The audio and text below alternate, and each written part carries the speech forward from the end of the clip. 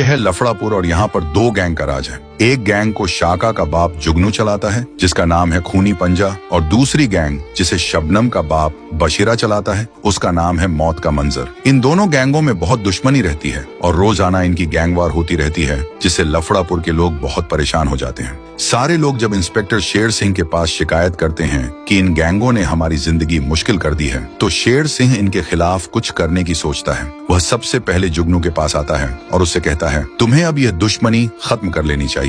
जुगनू भी अब इस रोज रोज की गैंगवार से तंग आ चुका था, तो वह मान जाता है और शेर सिंह से कहता है, ये दुश्मनी कैसे खत्म होगी? तो शेर सिंह कहता है, इसका एक ही तरीका है, अगर तुम शाका की शादी शबनम से कर दो तो यह दुश्मनी रिश्तेदारी में बदल जाएगी और खत्म हो जाएगी। जुगनू तैयार हो जाता है और जुगनू के कहने पर शाका भी मान जाता है। फिर शेर सिंह बशीरा के पास जाता है और सारी बात बताता है कि यह रोज रोज की गैंगवार ठीक नहीं है, अब इस दुश्मनी को रिश्तेदारी में बदल दो। बशीरा, जो कि जुगनू की गैंग को पूरी तरह खत्म करना चाहता था ताकि अकेला लफड़ापुर पर राज कर सके, वह शेर सिंह के सामने तो शाका शबनम की शादी के लिए मान जाता है, लेकिन मन ही मन योजना बनाता है। अब हमें मौका मिला है पूरी गैंग को खत्म करने का। जैसे ही वे रिश्ते की बात के लिए आएंगे, सबको मार डालना है। अगले दिन जब शेर सिंह जुगनू और बशीरा को एक जगह बुलाता है, तो जैसे ही जुगनू और शाका वहां पहुंचते हैं, बशीरा के आदमी उन पर हमला कर देते हैं, जिसमें जुगनू बुरी तरह जख्मी हो जाता है। शेर सिंह बशीरा के आदमियों को रोकने की कोशिश करता है। उसी समय शाका जुगनू को लेकर